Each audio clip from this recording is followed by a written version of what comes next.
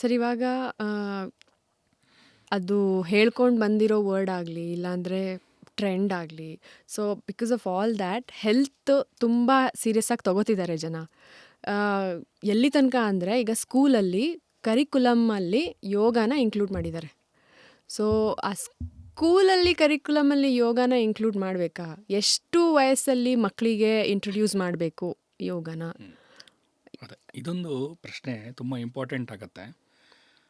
ನಾವು ಯೋಚನೆ ಮಾಡ್ತಾ ಇದ್ವಿ ಯಾವ ವಯಸ್ಸಲ್ಲಿ ಯೋಗ ಇಂಟ್ರೊಡ್ಯೂಸ್ ಮಾಡಬೇಕು ಅಂತ. ಏನಾಗೋಗಿದೆ ಸ್ಕೂಲಲ್ಲಿ ಅಂದರೆ ಯೋಗ ಅನ್ನೋದು ಒಂದು ದಿವಸ ಒನ್ ಅವರ್ ಅಷ್ಟೇ. ಏನು ಮಾಡ್ತಾರೆ, ಲೈನಿಗೆ ಕರ್ಕೊಂಡು ಹೋಗೋದಕ್ಕೆ 10 ನಿಮಿಷ ಬೇಕಾಗತ್ತೆ, ಮತ್ತು ಲೈನಲ್ಲಿ ವಾಪಸ್ ಕರ್ಕೊಂಬರೋದಕ್ಕೆ ಒಂದು 10 ನಿಮಿಷ ಬೇಕಾಗತ್ತೆ. ಆಮೇಲೆ ಇನ್ನೊಂದು 20 ನಿಮಿಷ ಕೂಡ್ಸೋದಕ್ಕೆ ಇನ್ನೊಂದು 10 ನಿಮಿಷ ಕೂಡ್ಸೋದಕ್ಕೆ ಬೇಕಾಗತ್ತೆ. ಇನ್ನು ಮಿಕ್ಕಿದ 10 ನಿಮಿಷದಲ್ಲಿ ಒಂದು ಸೂರ್ಯ ನಮಸ್ಕಾರನ ನಾವು ಮಾಡಿಸೋಷ್ಟ್ರಲ್ಲಿ ಯೋಗ ಮುಗೀತು ಅಂತ ಹೇಳ್ಬಿಟ್ಟು ಕಳಿಸ್ಬಿಡ್ತಾರೆ. ಅದಕ್ಕೆ ನಾನು ಆವಾಗಲೇ ಟಚ್ ಮಾಡಿದ್ದೆ ಅದ್ರ ಬಗ್ಗೆ. ಮಕ್ಕಳಿಗೆ ಅಲ್ಲಿ ಒಬ್ಬ ಪ್ರಾಪರ್ ಯೋಗ ಟೀಚರ್ ಬೇಕು, ಅಂದರೆ ಕಲ್ತಿರುವಂತಹ ಯೋಗ ಟೀಚರ್. ಕಲ್ತಿರೋದ್ರೆ ಏನು ಮತ್ತೆ ಸೂರ್ಯ ನಮಸ್ಕಾರದ ಯೋಗ ಟೀಚರ್ ಅಲ್ಲ, ಬಂದು ಸೂರ್ಯ ನಮಸ್ಕಾರ ಮಾಡಿಸೋದು ಅವರಲ್ಲ, ಕರೆಕ್ಟಾಗಿ ತಿಳ್ಕೊಂಡಿರುವಂತಹ ಯೋಗ ಟೀಚರು. ಮಕ್ಕಳಿಗೆ ಏನು ಬೇಕಾಗಿರೋದು, ಮೊದಲನೇದು ಬೇಕಾಗಿರೋದು ಯಮ ಮತ್ತು ನಿಯಮ. ಯಮ ಅಂದರೆ ಸೋಷಿಯಲ್ ಡಿಸಿಪ್ಲಿನು, ನಿಯಮ ಅಂದರೆ ಸೆಲ್ಫ್ ಡಿಸಿಪ್ಲಿನು. ಓಕೆ, ಯಮ ಅಂದರೆ ಸೋಷಿಯಲ್ ಡಿಸಿಪ್ಲಿನು, ನಿಯಮ ಅಂದರೆ ಸೆಲ್ಫ್ ಡಿಸಿಪ್ಲಿನು. ಸೊ ಯಮ ಅಂದಾಗ ಸೋಷಿಯಲ್ ಡಿಸಿಪ್ಲಿನ್ ಅಂದರೆ, ಇವಾಗ ನಾನು ಇಲ್ಲಿ ಕೂತಿದ್ದೀನಿ, ಓಕೆನಾ, ಇಲ್ಲಿ ನನ್ನ ಡಿಸಿಪ್ಲಿನ್ ಹೇಗಿರಬೇಕು ಅನ್ನೋದನ್ನ ಪತಂಜಲಿಯವರು ಹೇಳ್ತಾರೆ.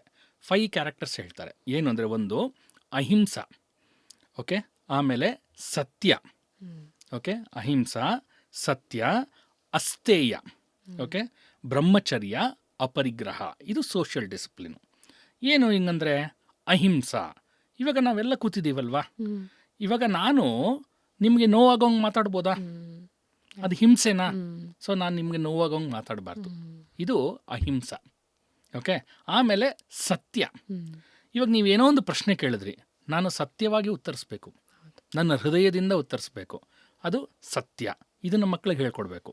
ಆಮೇಲೆ ಅಸ್ತೇಯ, ಇವಾಗ ಇಲ್ಲಿ ಬಂದಿದ್ದೀವಿ, ಅಲ್ಲಿ ಯಾವುದೋ ಒಂದು ಮೌಸೋ ಕ್ಯಾಮ್ರಾನೋ ಚೆನ್ನಾಗಿ ಕಾಣ್ತೋ, ಇವ್ರದ್ದೇನು ಬೇಕಾದಷ್ಟು ಇರುತ್ತೆ ಬಿಡು, ಒಂದು ಎತ್ಕೊಂಡೋಗ್ಬಿಡೋಣ ಅಂತ ಜೋಬಲ್ಲಿ ಹಾಕೊಂಡೋಗ್ಬಿಡೋದು. ಸ್ಥೇಯ ಅಂದರೆ ಕಳ್ಳತನ ಮಾಡೋದು ಅಂತ, ಅಸ್ಥೇಯ ಅಂದರೆ ಕಳ್ಳತನ ಮಾಡದೇ ಇರೋದು ಅಂತ, ಅದು. ಮತ್ತು ಬ್ರಹ್ಮಚರ್ಯ. ಬ್ರಹ್ಮಚರ್ಯ ಅಂದರೆ ಇದು ಒಂದು ಮಿಸ್ಕನ್ಸೆಪ್ಷನ್ ಅಗೇನ್.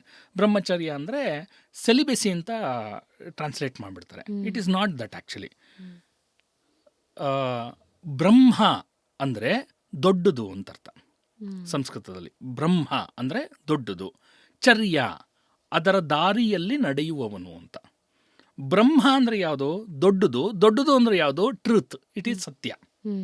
ಸತ್ಯದ ದಾರಿಯಲ್ಲಿ ನಡೆಯುವವನನ್ನ ಬ್ರಹ್ಮಚಾರಿ ಅಂತ ಕರೆ. ಮದುವೆ ಆಗಿಲ್ಲದೆ ಇದ್ದವನು ಬ್ರಹ್ಮಚಾರಿ ಅಂತ ಆ ಥರ ಅಲ್ಲ, ಸತ್ಯದ ದಾರಿಯಲ್ಲಿ ನಡೆಯುವವನನ್ನ ಬ್ರಹ್ಮಚಾರಿ ಅಂತ ಕರೆಯೋದು. ಇದು ಮಕ್ಕಳಿಗೆ ಹೇಳ್ಕೊಡ್ಬೇಕು. ಆಮೇಲೆ ಅಪರಿಗ್ರಹ.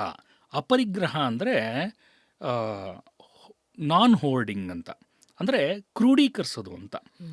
ಅದು ಜ್ಞಾನ ಆಗಿರಬಹುದು ಅಥವಾ ಸಂಪತ್ತಾಗಿರಬಹುದು, ಯಾವ್ದು ಬೇಕಾದ್ರೂ ಆಗಿರಬಹುದು.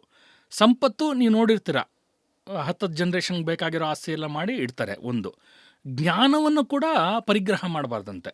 ಇವಾಗ ನಾನು ಏನೋ ಒಂದು ವಿಷಯ ಕಲ್ತಿದ್ದೀನಿ, ನಾನು ಯಾಕೆ ಅರ್ಪಿತಾ ಅವ್ರಿಗೆ ಹೇಳಬೇಕು? ಅರ್ಪಿತಾ ಯೂಟ್ಯೂಬಲ್ಲಿ ಯಾಕೆ ನಾನು ಯಾಕೆ ಹೇಳಬೇಕು? ನಾನು ಓದಿರೋದು ನಾನು ಹುಷಾರಾಗಿ ಇಟ್ಕೊಂಡಿರ್ತೀನಿ. ನಂಗೆ ಯಾರು ಇಷ್ಟನೋ ಅಥವಾ ನಂಗೆ ಯಾರು ಎಷ್ಟು ಏನು ಕೊಡ್ತಾರೋ ಅದ್ರ ಮೇಲೆ ನೋಡಿ ಹೇಳ್ತೀನಿ. ಅದು ಕೂಡ ತಪ್ಪೆ, ಅಪರಿಗ್ರಹ.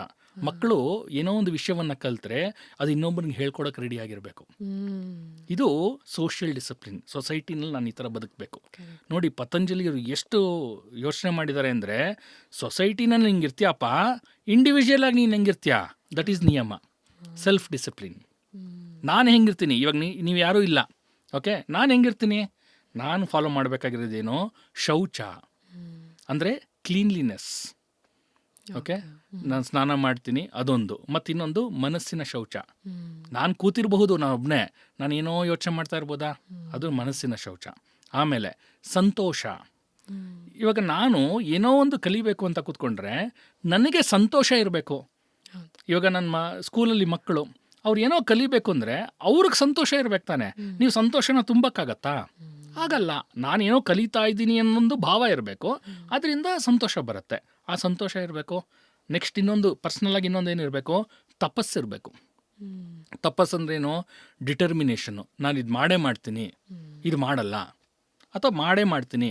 ಇನ್ನೊಂದು ವೆರಿ ಬೇಸಿಕ್ ಆಗಿ ಹೇಳಬೇಕು ಅಂದರೆ, ಇನ್ನು 3 ತಿಂಗಳಿಗೆ ನಾನು 5 kg ಕಮ್ಮಿ ಆಗೇ ಆಗ್ತೀನಿ. ದಟ್ ಈಸ್ ಅ ತಪಸ್. Do it. ಇನ್ನೊಂದು 6 ತಿಂಗಳಿಗೆ ಅಥವಾ 12 ತಿಂಗಳಿಗೆ ಅಥವಾ 1 ವರ್ಷಕ್ಕೆ ನಾನು ಈ ಜ್ಞಾನವನ್ನು ಸಂಪಾದಿಸ್ತೀನಿ. Take it. ತಪಸ್. That he should be there. ಆಮೇಲೆ ಸ್ವಾಧ್ಯಾಯ ಇದು ಮೊದಲೇ ಟಚ್ ಮಾಡಿದ್ದೀನಿ. Self study. ನಾವು ಮಾಡ್ತಾ ಇರೋದು ತಪ್ಪ ಸರಿನಾ, ಇದು ವೆರಿ ಸಿಂಪಲ್ ಮಾಡೋದು. ಏನಂದ್ರೆ ಮಕ್ಳಿಗೆ ಹೇಳ್ಕೊಡ್ಬೇಕು, ರಾತ್ರಿ ಮಲ್ಕೊಳ್ಳೋಕ್ಕಿಂತ ಮುಂಚೆ ನೀನು ಕಣ್ಣು ಮುಚ್ಕೊಂಡು ಕೂತ್ಕೊಳ್ಳಪ್ಪ, ಇವತ್ತೇನೇನು ಒಳ್ಳೆ ಕೆಲಸ ಮಾಡಿದೆ, ಇವತ್ತೇನೇನು ಕೆಟ್ಟ ಕೆಲಸ ಮಾಡಿದೆ ಅನ್ನೋದು ಯೋಚನೆ ಮಾಡು. ಇದು ಎಲ್ಲರಿಗೂ ಕೂಡ, ಬರೀ ಮಕ್ಳಿಗೆ ಅಂತಲ್ಲ. ಅಷ್ಟು ಯೋಚನೆ ಮಾಡಿಬಿಟ್ರೆ ದಟ್ ಈಸ್ ಸ್ವಾಧ್ಯಾಯ. ಆಮೇಲೆ ಈಶ್ವರ ಪ್ರಣಿಧಾನ. ಇದು ಈಗಿನ ಜನ್ರೇಷನ್ ತುಂಬ ಪ್ರಾಬ್ಲಮ್. ಈಶ್ವರ ಪ್ರಣಿಧಾನ ಅಂದರೆ surrender to the god or the teacher. ನಾವು ಚಿಕ್ಕ ಮಕ್ಕಳಾಗಿದ್ದಾಗ ನಮ್ಮ ಮೇಷ್ಟ್ರು ತಪ್ಪು ಹೇಳ್ಕೊಟ್ರು ಸರಿ ಹೇಳ್ಕೊಟ್ರು, ಅವರು ಮೇಷ್ಟ್ರೆ ಅಷ್ಟೇ, ಹೌದಾ? ಬಟ್ ಇವಾಗ ಅದಿಲ್ಲ. ಮೇಷ್ಟ್ರಿಗೆ ಮರ್ಯಾದೆ ಕೊಡ್ತಾ ಇಲ್ಲ, ಟೀಚರ್ಸ್ಗೆ ಮರ್ಯಾದೆ ಕೊಡ್ತಾ ಇಲ್ಲ. ಇಷ್ಟನ್ನು ಕಲಿಸ್ಬೇಕು. ಇಷ್ಟನ್ನು ಕಲಿಸಿದ್ರೆ ಫಸ್ಟು ಅದು ಯೋಗ ಬೆಟರ್ ಸ್ಕೂಲ್ಗಳಲ್ಲಿ. ಆಮೇಲೆ ನಾನು ಹೇಳಿದ್ನಲ್ಲ, ಚಿಲ್ಡ್ರನ್ಸ್ ಆರ್ ಬಾರ್ನ್ ಯೋಗೀಸ್. ಆಮೇಲೆ ಆಸನ, ಪ್ರಾಣಾಯಾಮ, ಆಮೇಲೆ ಏನು ಬೇಕೋ ಅವರೇ ಕಲ್ತ್ಕೊಂಡು ಹೋಗ್ತಾರೆ. ಇಷ್ಟನ್ನು ಕಲಿಬೇಕು.